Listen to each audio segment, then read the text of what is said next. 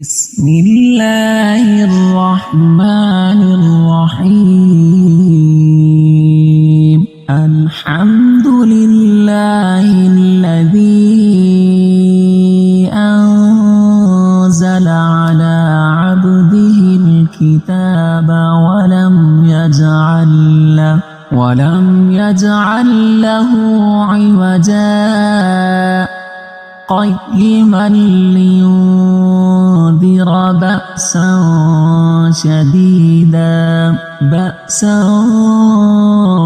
شديدا من لدنه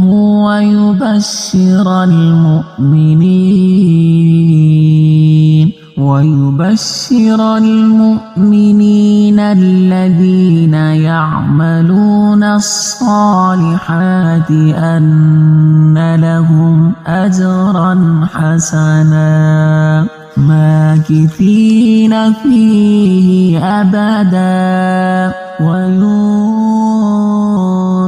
الذين قالوا اتخذ الله ولدا ما لهم به من علم ولا لآبائهم كبرت كلمة تخرج من أفواههم إن يقولون إلا كذبا فلعلك باخع نفسك على آثارهم إن لم يؤمنوا بهذا الحديث أسفا إنا جعلنا ما على الأرض زينة لها لنبلوهم أيهم أحسن عملا وإنا لجاعلون ما عليها صعيدا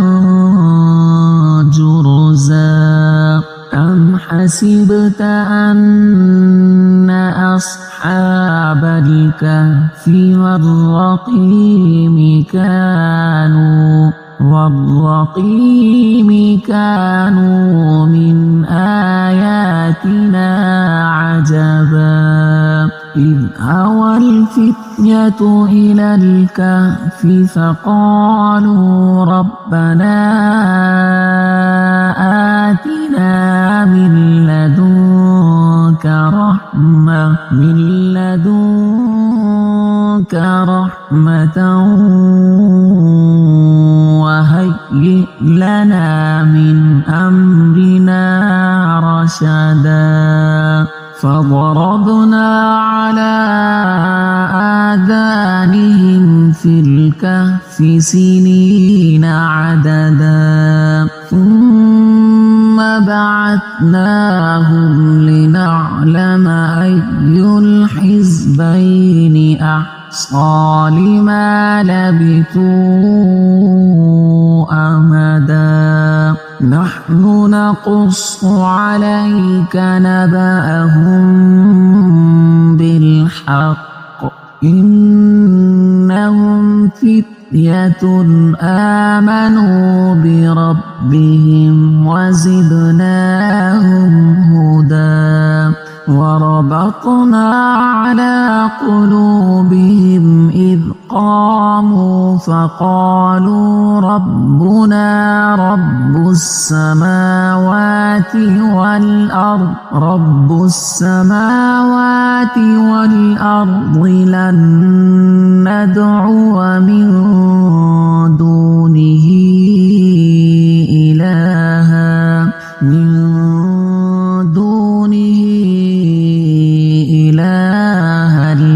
لقد قلنا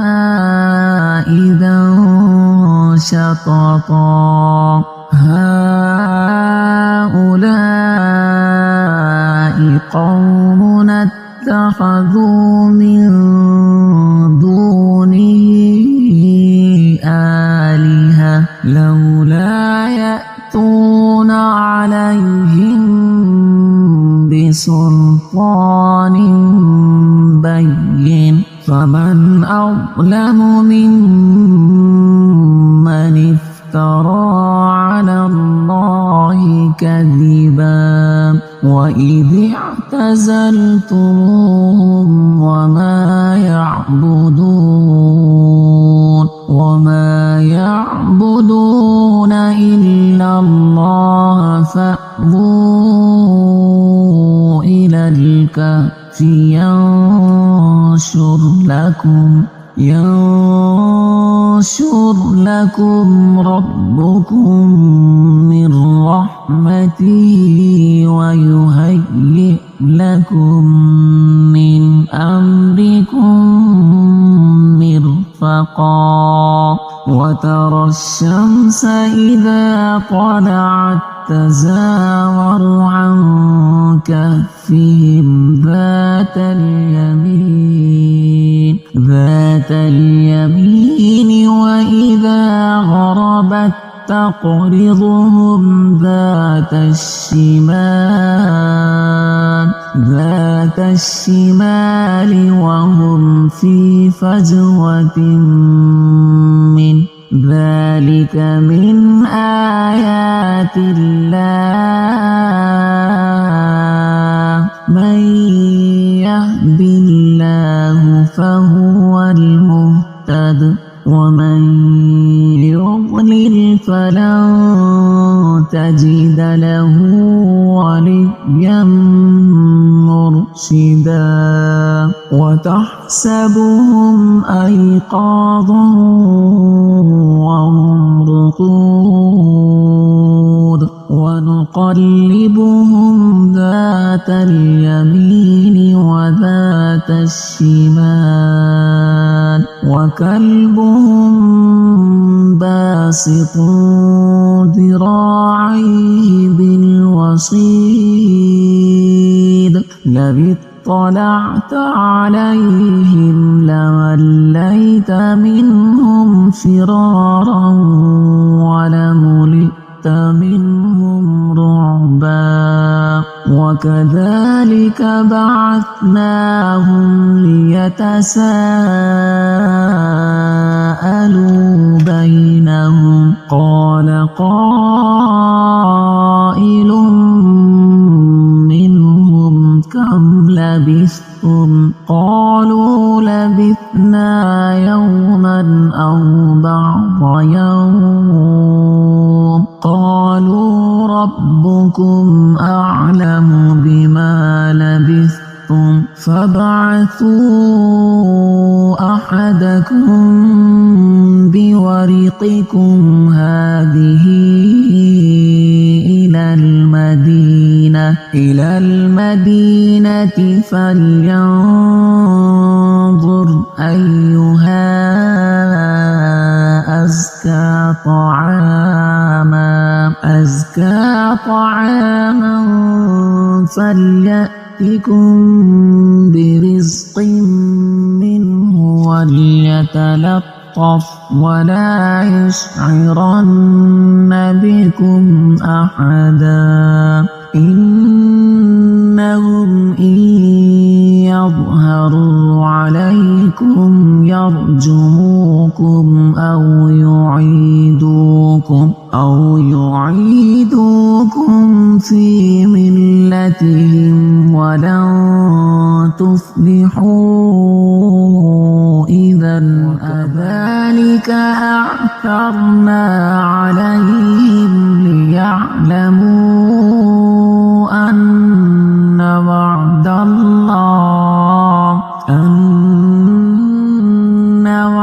الله حق وأن الساعة لا ريب فيها إذ يتنازعون بينهم أمرهم فقالوا ابنوا عليهم بنيانا ربهم أعلم بهم قال الذين غلبوا على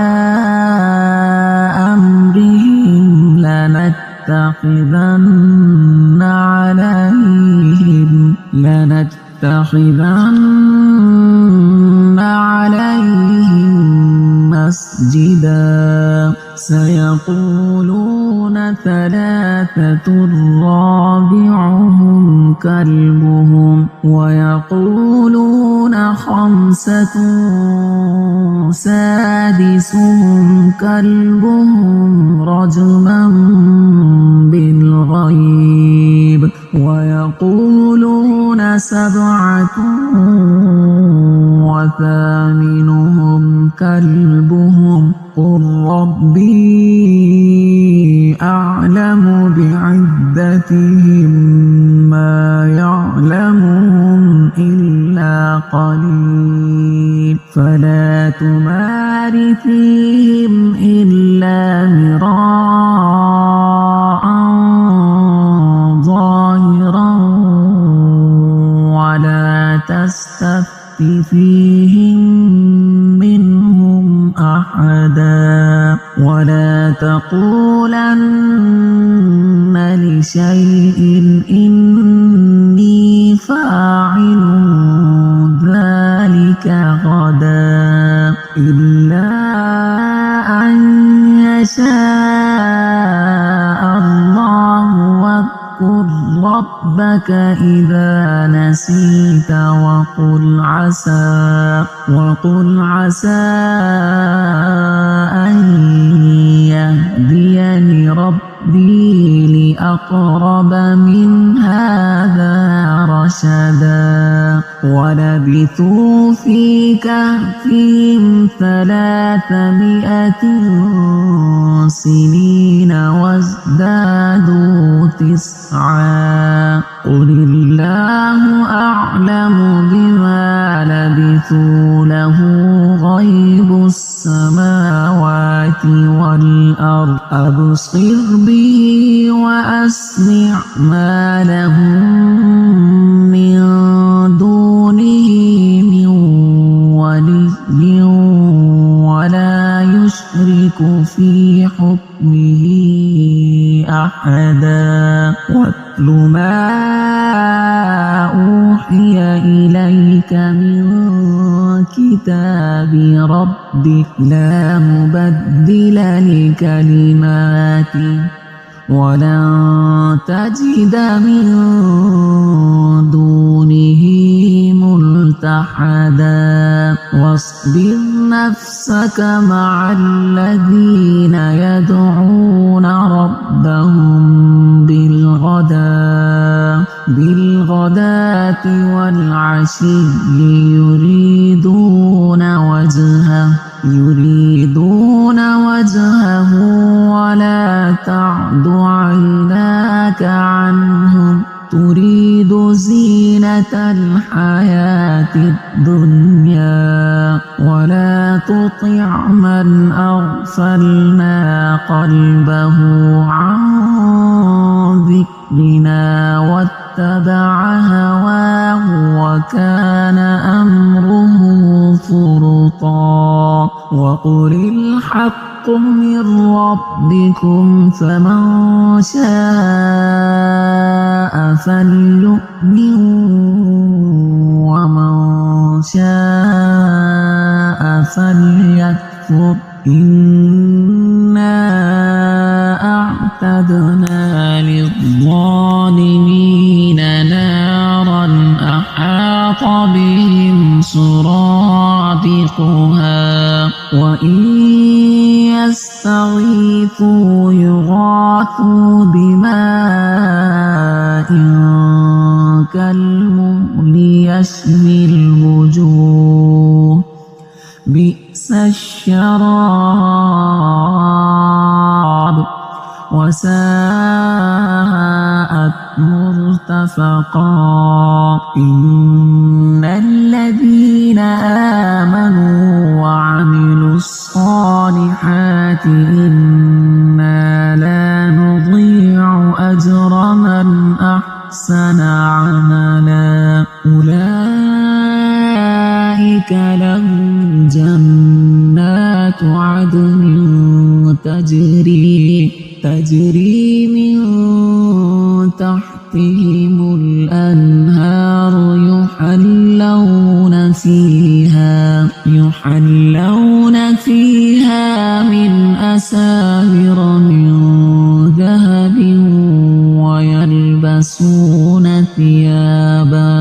ويلبسون ثيابا خضرا من سندس وإستبرق متكئين فيها على الأرائك نعم الثواب وحسنت مرتفقا. واضرب لهم مثلا الرجلين جعلنا لأحدهما جنتين من أعناب وحففناهما بنخل وجعلنا بينهما زرعا كلتا الجنتين آتت أكلها ولم تظلم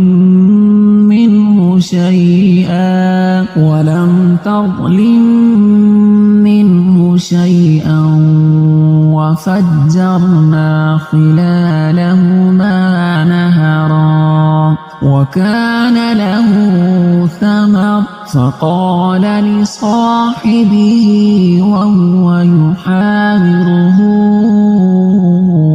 أنا أكثر منك مالا وأعز نفرا. ودخل جنته وهو ظالم لنفسه قال ما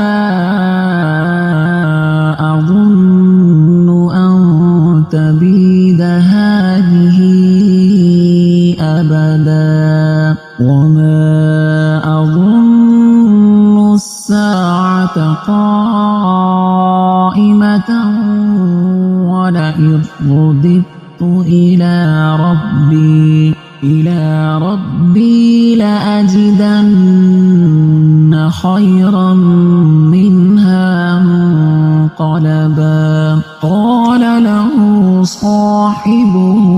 وهو يحاوره أكفرت بالذي خلقك من تراب ثم من نطفة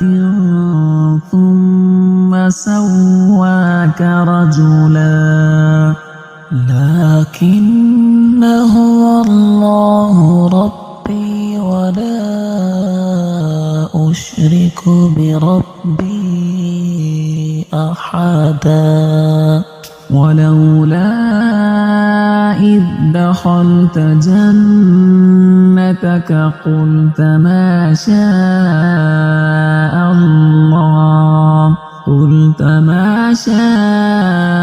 الله لا قوة إلا بالله إن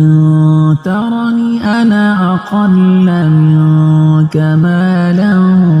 وولدا فعسى ربي أن يؤتيني خيرا من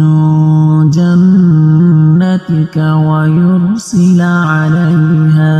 ويرسل عليها حسبانا من السماء فتصبح صعيدا زلقا يصبح ماؤها غورا فلن تستطيع له طلبا. وأحيط بثمره فأصبح يقلب كفيه على ما أنفق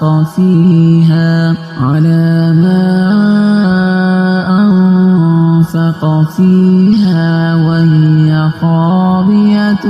على عروشها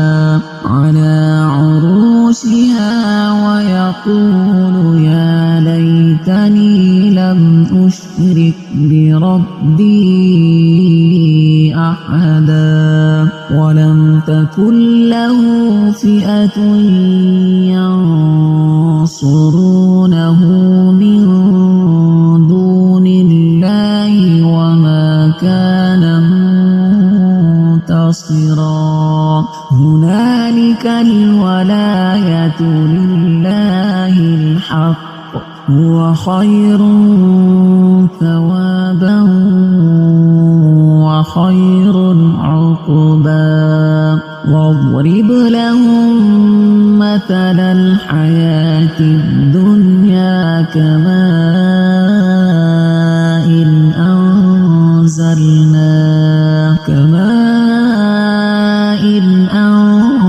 أنزلناه من السماء فاختلط به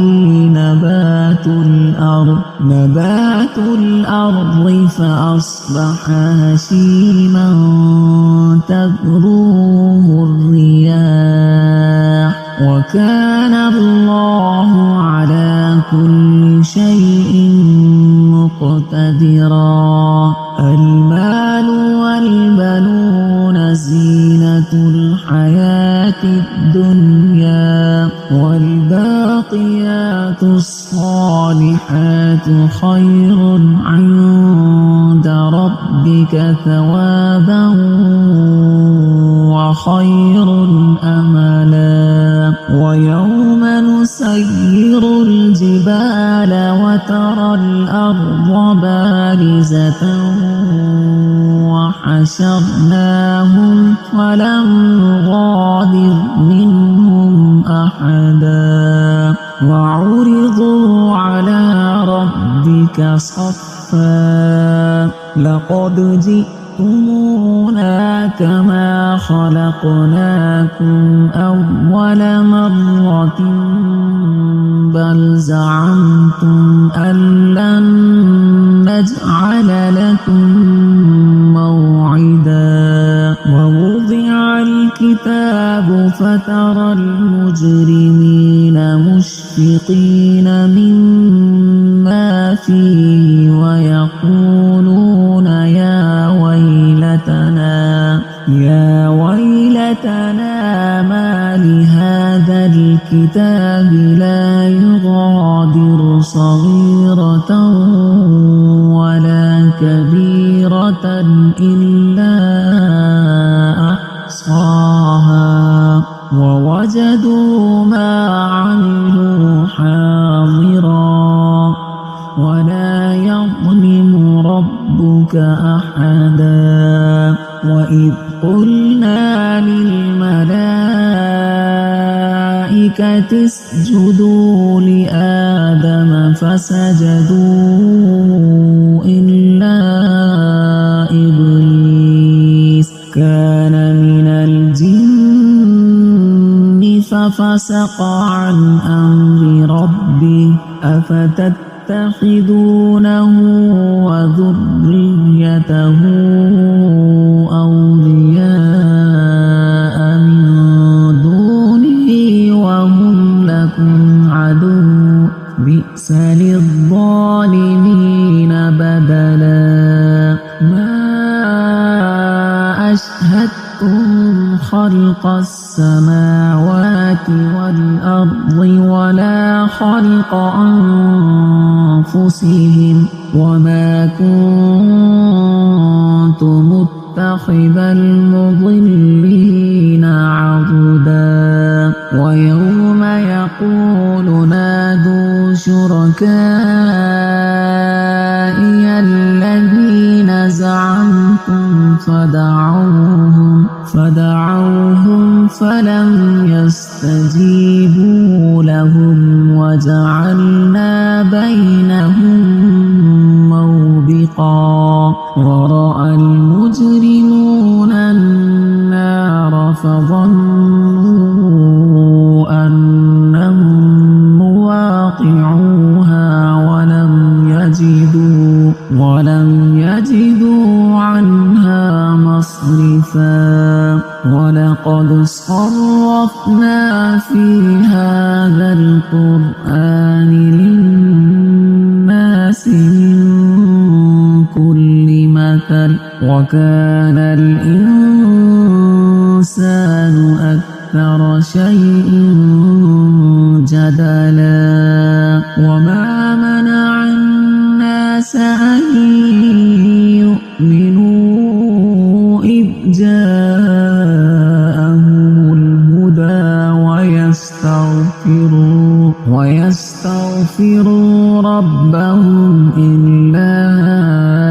أن تأتيهم سنة الأولين أو يأتيهم العذاب قبلا وما نرسل المرسلين إلا مبشرين ومنذرين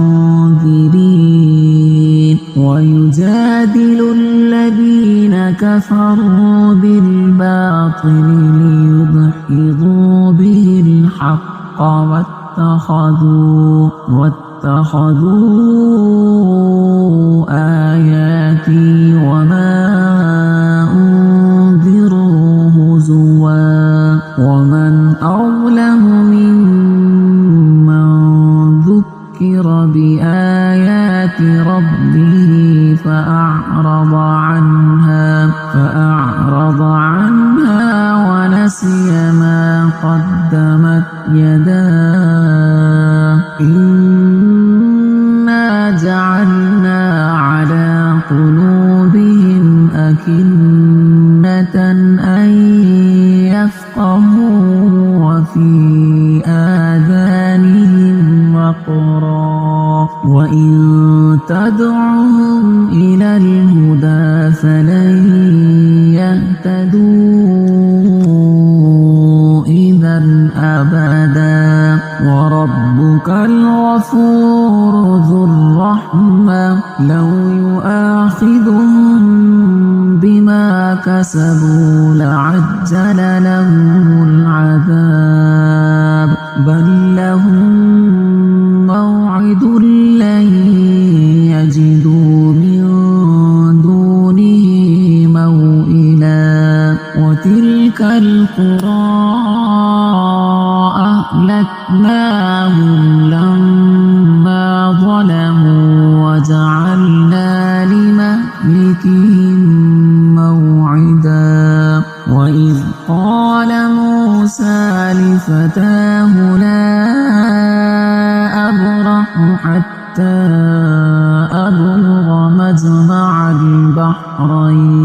مجمع البحرين أو أمضي حقبا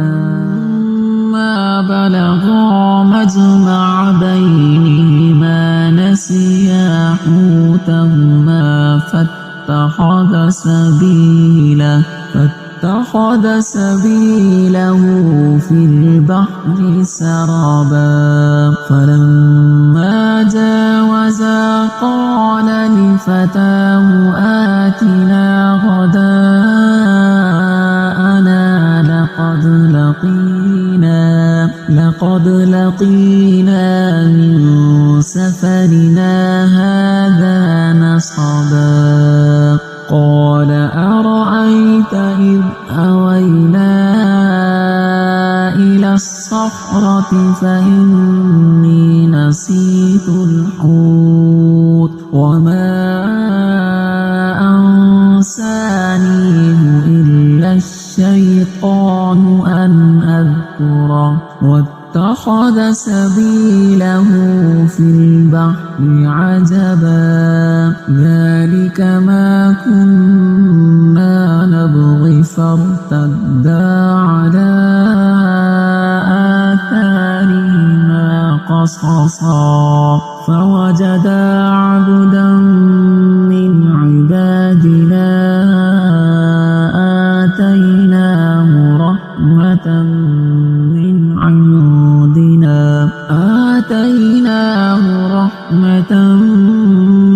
من عندنا وعلمناه من لدنا علما قال له موسى هل أتبعك على أن تعلمني مما رشدا قال إنك لن تستطيع معي صبرا وكيف تصبر على ما لم تحط به خبرا قال ستجدني إن شاء الله صابرا ولا أعصي لك أمرا قال فإن اتبعتني فلا تسألني عن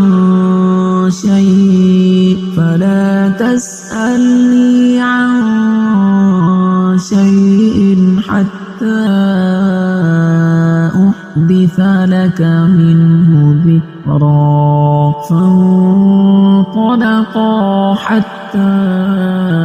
إذا ركبا في السفينة خرقها قال أخرقتها لتغرق أهلها لقد جئت شيئا إمرا قال ألم أقل إنك لن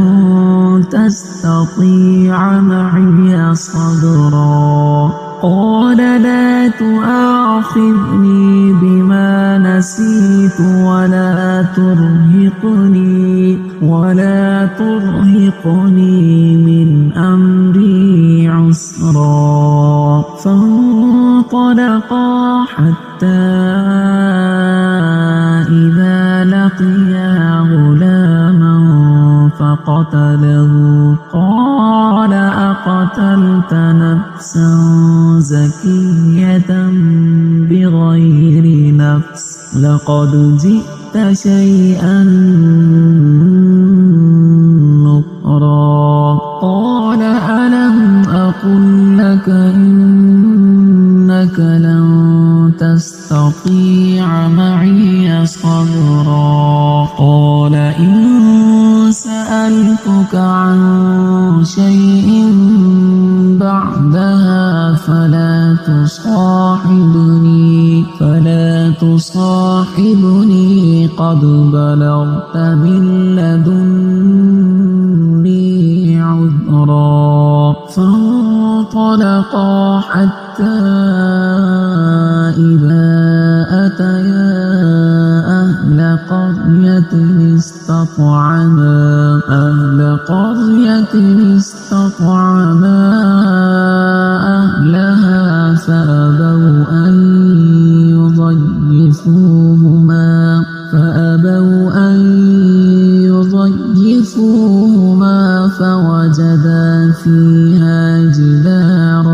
فوجدا فيها جدارا يريد أن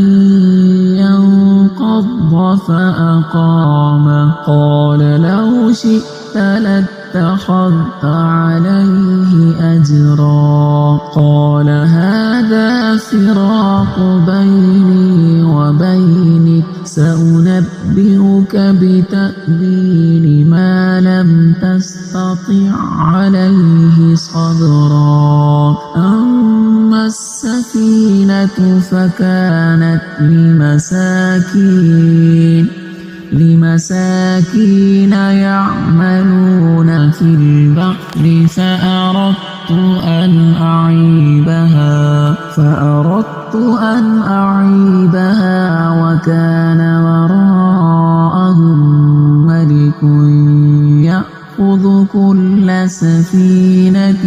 غصبا وأما الغلام فكان أبواه مؤمنين فخشينا أن يرهقهما طغيانا وكفرا أردنا أن يبدلهما ربهما خيرا منه زكاة وأقرب رحما وأما الجدار فكان لغلامين يتيمين في المدينة وكان تحته كنز لهما كلتهما وكان أبوهما صالحا فأراد ربك أن يبلغا أشدهما ويستخرجا كنزهما رحمة من ربك وما فعلته عن أمري ذلك تأويل ما لم تستطع عليه صبرا ويسألونك عن ذي القرنين قل سأتلو عليكم منه ذكرا إنا مكنا له في الأرض وآتيناه من كل شيء سببا فأتبع سببا حتى إذا بلغ مغرب الشمس وجدها تغرب في عين حمئة ووجد عندها قوما قلنا يا ذا القرنين إما أن تعذب وإما أن تتخذ فيهم حسنا قال أما من ظلم فسوف نعذبه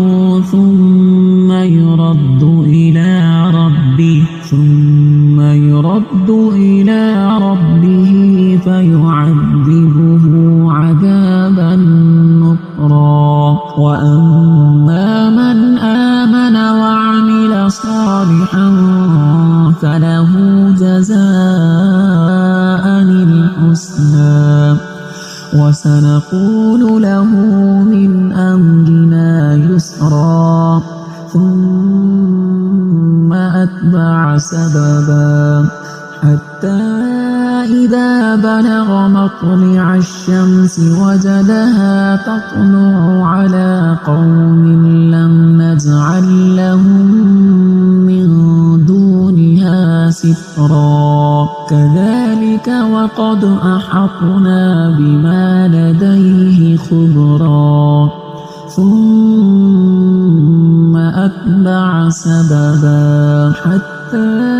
إذا بلغ بين السدين وجد من دونهما قوما لا يكادون يفقهون قولا قالوا يا ذا القرنين إن يأجوج ومأجوج مفسدون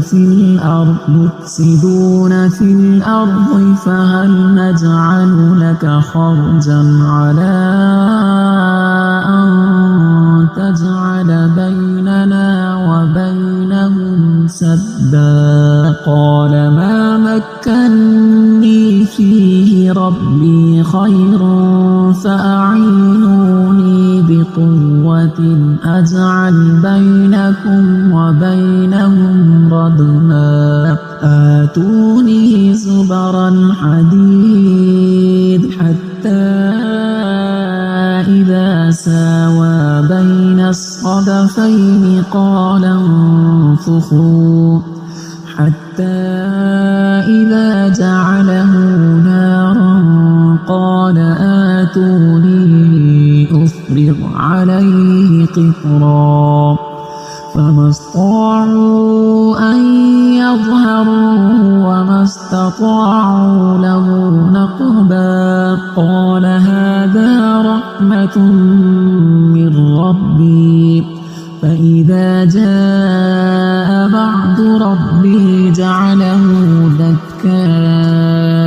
وكان وعد ربي حقا وتركنا بعضهم يومئذ يموج في بعض ونفخ في الصور فجمعناهم جمعا وعرضنا جهنم يومئذ للكافرين عرضا الذين كانت أعينهم في غطاء عن وكانوا لا يستطيعون سمعا أفحسب الذين كفروا أن يتخذوا عبادي من دوني أولياء إنا